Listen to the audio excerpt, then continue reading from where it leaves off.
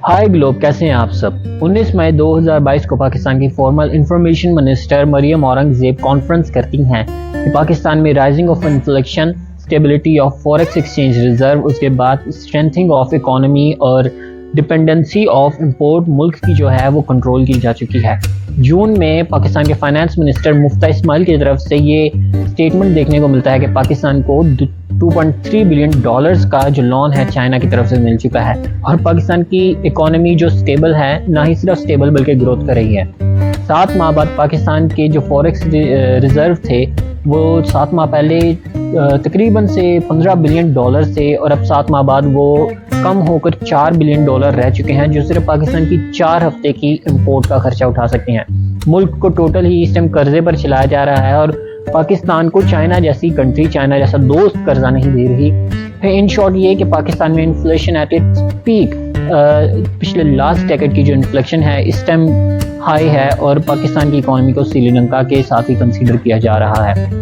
तो 7 मंथ में ही ऐसा क्या हो गया कि इतनी बड़ी कंट्री की इकोनॉमी, एक न्यूक्लियर पावर की इकोनॉमी कोलैप्स कर रही है और मुल्क को कर्जे पर चलाया जा रहा है। यहाँ तक कि सबसे बेस्ट फ्रेंड कंट्री भी पाकिस्तान को कर्जा नहीं देना चाह रही है। ये पाकिस्तान की इकोनॉमी इस टाइम दुनिया भर की न्यूज़ की और बड़ी बड़ी कंट्रीज़ के डिबेट का चर्चा बनी हुई है कि क्यों आखिर एक कंट्री की इकोनॉमी कोलैप्स कर गई। तो इसी वीडियो में हम ये जानेंगे कि पाकिस्तान की इकोनॉमी की कोलैप्स की, पाकिस्तान की इकोनॉमी क्राइसिस के क्या रीज़न हैं। जो सबसे पहले तो आपको 3 रीज़न जो पाकिस्तान की इकोनॉमी की ग्रोथ पे 3 ग्रहण जो लगे, तो सबसे बड़ा तो पाकिस्तान की पॉलिटिकल अनस्टेबिलिटी, रशिया और यूक्रेन वॉर और पाकिस्तान फ्लू। पाकिस्तान की इकोनॉमी पे सबसे बड़े जो 3 ग्रहण लगे यही लगे, जिसमें सबसे पहले जो पाकिस्तान की इकोनॉमी का सबसे पहले जो मैंने आपको पॉइंट बताया ये कि पाकिस्तान की पॉलिटिकल अनस्टेबिलिटी। इवन दो कि किसी भी कंट्री की पॉलिटिकल अनस्टेबिलिटी इतने बड़े क्राइसिस का रीज़न नहीं बन सकती। जाहिर सी बात है, हर डेमोक्रेटिक कंट्री में ही पॉलिटिकल क्राइसिस होते हैं, लेकिन पॉलिटिकल जो क्राइसिस हैं वो लॉन्ग टर्म में किसी भी कंट्री को नुकसान पहुंचा सकते हैं, क्योंकि पॉलिटिकल इश्यूज, पॉलिटिकल इंस्टेबिलिटी की वजह से किसी भी कंट्री में फॉरेन इन्वेस्टर जो होते हैं वो जाने से घबराते हैं। तो पाकिस्तान में फॉरेन इन्वेस्टमेंट बहुत ही कम आती है, क्योंकि हमें पाकिस्तान की पॉलिटिकल हिस्ट्री का तो बिल्कुल अच्छे तरीके से पता है कि मुल्क की पॉलिटिकल स्टेबिलिटी क्यों नहीं है, कितना अनस्टेबल पॉलिटिकल कंट्री जा रही है इस टाइम। दूसरी तरफ ही चलते चलें तो रशिया और यूक्रेन की वॉर।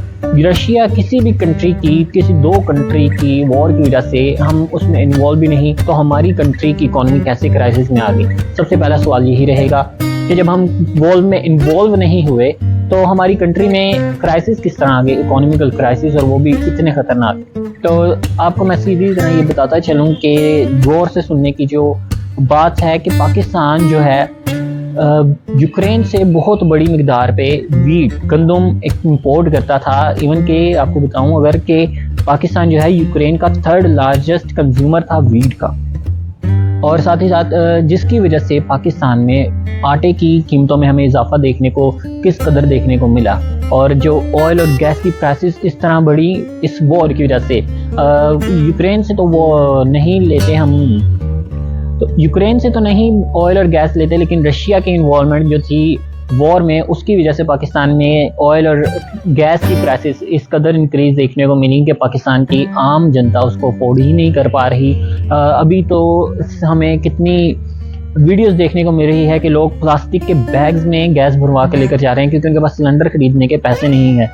तो पाकिस्तान की एक इकोनॉमी का सबसे बड़ा जो डिसअपॉइंटमेंट थी, एक पाकिस्तान अनस्टेबल कंट्री थी। पाकिस्तान की इकोनॉमी जो थी, पाकिस्तान की इकोनॉमी बहुत ज़्यादा स्ट्रांग नहीं थी। पाकिस्तान एक डेवलप्ड कंट्री नहीं था, पाकिस्तान एक अंडर डेवलपमेंट कंट्री की लिस्ट में शामिल होता था। और अब ये 2 चीज़ों से पाकिस्तान की इकोनॉमी इस कदर अफेक्ट हो चुकी कि पाकिस्तान को श्रीलंका के साथ ही कंसीडर किया जा चुका है कि इकोनॉमी की क्राइसिस इतने ज़्यादा बढ़ गए कि जो जिसकी all weather friend Pakistan, China की मिसालें दी जाती हैं, वो कंट्री भी पाकिस्तान को कर्जा नहीं देना चाह रही, इसी डर से कि पता नहीं कल को वापस भी मिलेगा या नहीं। तो पाकिस्तान की वॉर में इन्वॉल्वमेंट के बगैर भी इनडायरेक्टली पाकिस्तान की इकोनॉमी को बहुत ही ज़्यादा नुकसान झेलना पड़ रहा है उस वॉर की वजह से। वॉर को 1 साल हो चुका है।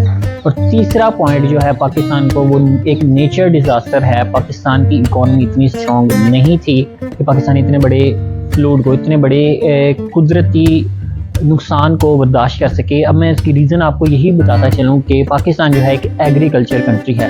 पाकिस्तान की जो एक्सपोर्ट तो भले ही कम है, एक इम्पोर्ट डिपेंडेंट कंट्री है पाकिस्तान, लेकिन जो पाकिस्तान की एक्सपोर्ट है और पाकिस्तान की इनकम है वो बहुत हद तक एक एग्रीकल्चर फील्ड में डिपेंडेड है। लेकिन जब फ्लूड आया 6 माह से, जो पाकिस्तान की काश्तकारी की लाखों एकड़ की ज़मीन जब पानी के नीचे रहेगी तो काश्तकारी कहाँ से होगी और प्रोडक्शन कहाँ से होगी और इनकम कहाँ से होगी।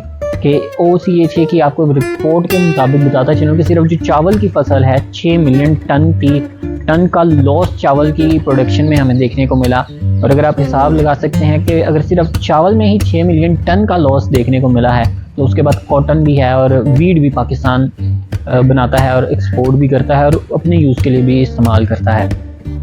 इसके साथ ही साथ ये तो रहे प्रोडक्शन में, जो सैलाब आया उससे लाखों एकड़ ज़मीन जो पानी में है, तो ये प्रोडक्शन के इफ़ेक्ट रहे। अब थोड़ा सा इकॉनमी पे इसका असर इस तरह पड़ा कि इन सब के मामले में पाकिस्तान को $30 बिलियन से भी ज़्यादा का लॉस जो है इकॉनमी को झेलना पड़ा। इकॉनमी पहले ही इतनी स्ट्रॉन्ग नहीं थी इतना बड़ा नुकसान बर्दाश्त करने के लिए। इस सब के बाद पाकिस्तान में जो लोकल वहाँ के लोगों को नुकसान पहुँचा, वो 11 नवंबर की रिपोर्ट के मुताबिक मैं आपको बताता चलूँ तो 11 नवंबर को उधर 1800 के करीब डेथ हो चुके थे, 13,000 के करीब लोग इंजर्ड थे। उसके बाद 2.2 मिलियन पीपल होमलेस थे। ये सैलाब आया था जुलाई में और 3-4 माह बाद नवंबर में 2.2 मिलियन पीपल स्टिल होमलेस थे। उनके घर बर्बाद हो चुके थे। 13,000 किलोमीटर के करीब रोड बर्बाद हो चुकी थी। 436 के करीब ब्रिजेस तबाह हो चुके थे और 1.1 लाइफ स्टॉक देखने को मिला। और यही नहीं, अभी नहीं कि पाकिस्तान ने जनवरी में उस फ्लूड से रिकवर कर लिया। जनवरी के OCHA की रिपोर्ट ये है कि अभी भी 5 मिलियन के करीब लोग सैलाब के इर्द गिर्द के इलाके में ही रह रहे हैं। वो बिल्कुल रिकवर उन्होंने 100% नहीं किया। 86,000 पीपल इन सिंध वो स्टिल अफेक्टेड हैं सैलाब की वजह से, और 1,16,000 पीपल बलूचिस्तान में वो स्टिल सर्वाइव कर रहे हैं सैलाब की वजह से। और ये सब जो फैक्ट्स हैं, ये जो फिगर्स हैं, यही पाकिस्तान की इकॉनमी की क्राइसिस की सबसे बड़ी वजह बनी। क्योंकि इस टाइम पाकिस्तान की इकॉनमी, हम अपने TV चैनल्स पे तो देखते ही हैं कि किस तरीके से हमारी इकॉनमी को एक्सप्लेन किया जा रहा है। तो पाकिस्तान को इस क्राइसिस से रिकवर करने के लिए 9 से 12 बिलियन डॉलर्स की मदद चाहिए, जिसमें से $4 बिलियन सऊदी अरब और अबू धाबी ने दे दिए हैं पाकिस्तान को। तो कंट्री सर्वाइव कर रही है। और पेट्रोल की प्राइसेस में इंक्रीज़ की भी सबसे बड़ी वजह यही है कि IMF जिन्होंने 2019 में पाकिस्तान को $6.6 बिलियन की लोन जारी किया था, उसमें $1.1 बिलियन का एड ऑन उन्होंने पिछले साल ये सैलाब की वजह से, फ्लूड की वजह से किया। और वो और कर्जा देने के लिए तैयार नहीं थे क्योंकि पाकिस्तान उनकी किस्तें और कर्जा वापस नहीं दे पा रहा था। तो उन्होंने अपनी ये जो सबसे बड़ी शर्त यही रखी कि पाकिस्तान में अगर पेट्रोल की प्राइसेस इस कदर इंक्रीज़ हों और इतना हमें मंथली और ईयरली बैक मिलता रहे हमारा पैसा, तो फिर ही पाकिस्तान को नई लोन्स मिल सकते हैं। अदरवाइज़ अगर पाकिस्तान की गवर्नमेंट ये स्टेप ना उठाए तो फिर जो अभी हमें 250 रुपये लीटर पेट्रोल देखने को मिल रहा है, उस पर हमारे TV चैनल्स पे भी काफ़ी इंटरव्यूज वो लोगों से कर रहे हैं। पर रियल फैक्ट ये है कि अगर ये 250 रुपये लीटर नहीं किया गया तो हो सकता है हमें श्रीलंका की तरह हमें ये 2,000 रुपये लीटर भी खरीदने को मिले। आम खाने पीने की रोटी भी हमारी पहुंच से बाहर हो जाए। जो बर्गर यहाँ से 300-400 रुपये के मिलते हैं, वो श्रीलंका की इकॉनमी की कोलैप्स के बाद वहाँ से 6-6 हज़ार रुपये में मिलने लगे। तो इन सब चीज़ों का एक इकॉनमी में बहुत असर पड़ता है। इस टाइम ग्लोबल विलेज बन चुका है। अभी हमारी यही विश रहेगी कि हमारी तो यही दुआ रहेगी हमारी कंट्री जो है इन क्राइसिस से निकलती रहे। जो भी पॉलिटिशियन या फौज की जो जिम्मेदारियां हैं वो तकरीबन अच्छे तरीके से और मैनेजमेंट करते रहें, तो हमारी कंट्री ना सिर्फ इधर से निकलेगी बल्कि एक डेवलप कंट्री भी बन सकती है। और फॉर श्योर हम सभी इस टाइम अपनी कंट्री को डेवलप देखना चाहते हैं, क्योंकि जो क्राइसिस का इफेक्ट है वो सीधा बिल्कुल स्ट्रेट फॉरवर्ड डायरेक्टली ही मिडिल क्लास और लोअर मिडिल क्लास पीपल्स पे ज़्यादा पड़ता है। तो ये पाकिस्तान की इकॉनमी के क्राइसिस एक्सप्लेन थे, क्योंकि इस टाइम हर न्यूज़ चैनल, बड़े बड़े इंडियन और पाकिस्तानी यूट्यूबर्स इस पर वीडियो बना रहे थे। तो हम आगे भी पाकिस्तान के अभी ये जो कर्ज मिलने लगे हैं इस पर भी एक वीडियो बनाऊंगा कि पाकिस्तान को किस किस कंट्री ने कितना कर्जा दिया और कौन सी कंट्री कितना कर्जा देने का वादा कर रही है और चाइना ने क्यों पाकिस्तान को कर्जा देने से इनकार किया। तो वीडियो पसंद आई तो चैनल विज़िट करें और सब्सक्राइब करें।